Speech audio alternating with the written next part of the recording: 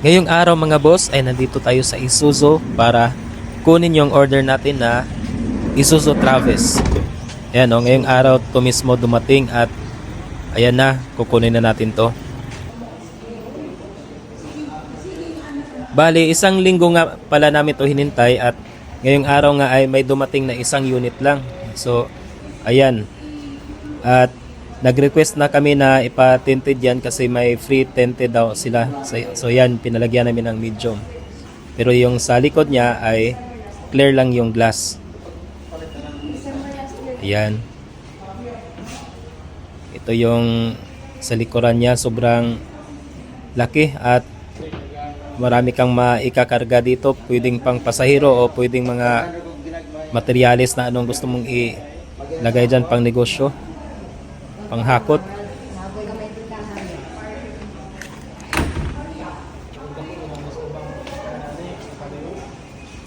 Yan, sobrang ganda.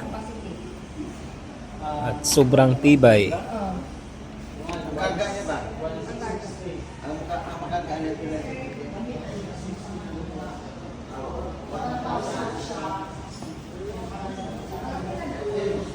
Buksan natin yung sa loob nito. Yan.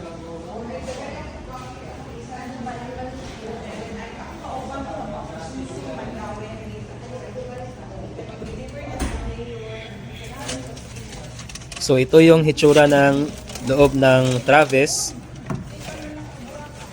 So malaki rin ang loob niya. Mayroon ng ito yung manual siya na 5-speed. Tsaka may aircon. Malamig ang aircon nito. Saka meron ding cup holder. Ayan, sa kabila rin meron. Ayan yung aircon niya dito sa harap. Ay, ginawa ko. Pagkamit mo ganda.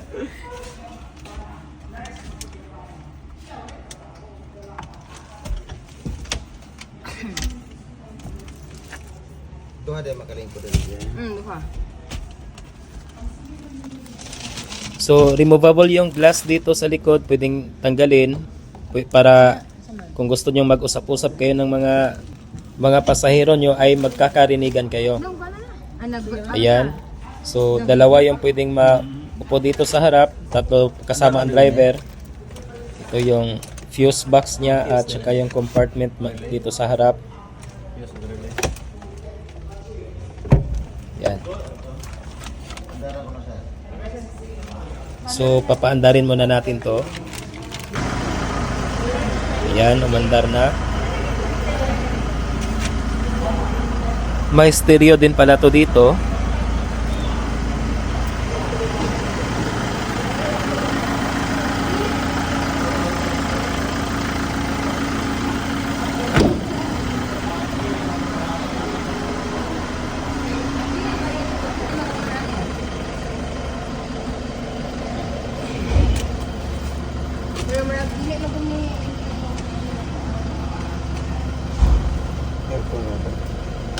I-testing natin kung gaano kalamig ang aircon nito.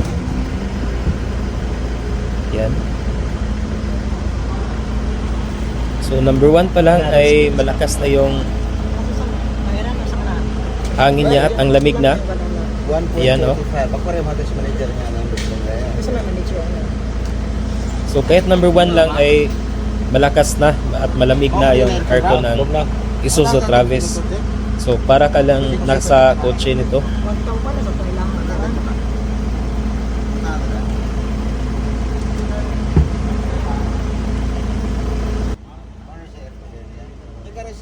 Ano yung temperature? Kung saan ka bugnaway mong ganahan. Kaya doon, pag pwede na yung badangan nag-switch. So bakante ra din eh. Tira na isa. Wala pa man kanira ga function di ay. Aside. Tante hazard naman sa signal light. Lugna ra mo ko aircon to. Inaani ra gyapon aircon to mga kanang sa D-Max niya sa inaani ka bugnaw na gyapon. Ay, naya naman. Doon na ko maklaro ng gamit. Go. Doon maklaro. Primera, segunda, tercera, cuarta. Pareharas. Primera, Kuan. segunda, tercera, cuarta, Pareharas. Ang atras diri ana.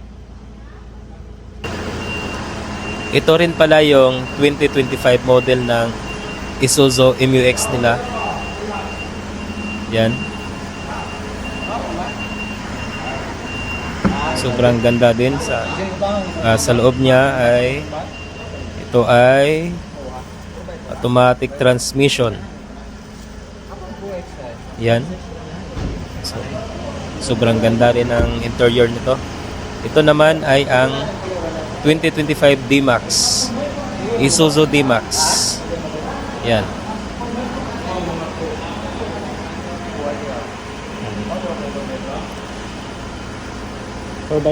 Kaya natin buksan. Halos parehas lang ng interior ng MU-X at ito ay naka-automatic transmission pa rin. Okay. Automatic pa rin yan. Yan, bagong-bago.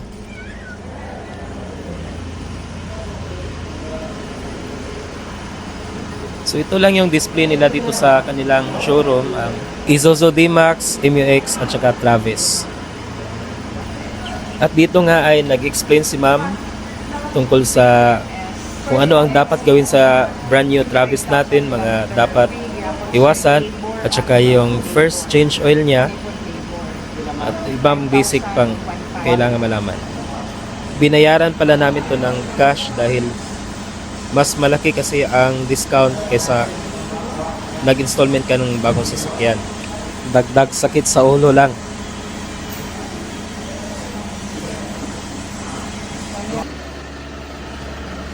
So ayan, at nire-ready na para ilabas ang ating sasakyan.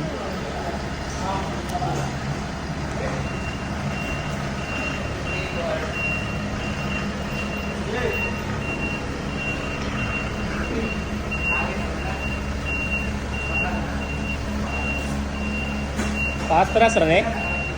Paatras ra?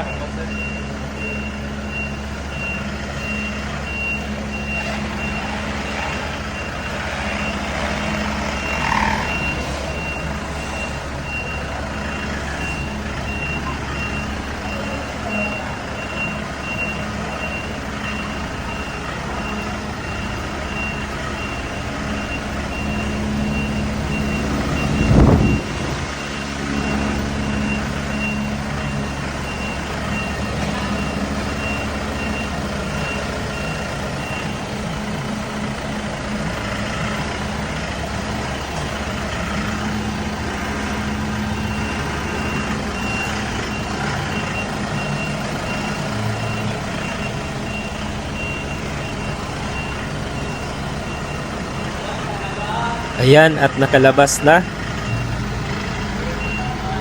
So ito mga boss, sasampulan na natin ito mamayang kargahan. So ito na yung mga stock na pinambili namin. Kakarga namin sa Urban at saka dito sa Travis. Ayan oh. Mga plasticware at saka hardware. So ayan, puno na. Kargado na yung van natin. Ayan oh. So sa Travis naman tayo. So ikarga na natin tong mga pinambili nating hardware at saka mga plasticware. Ayan, full tank na. Dahil sa pagod at haba ng araw ay food trip muna tayo mga boss sa Jollibee. Ayan oh. Ito yung karga natin sa loob. So relax lang tayo dito.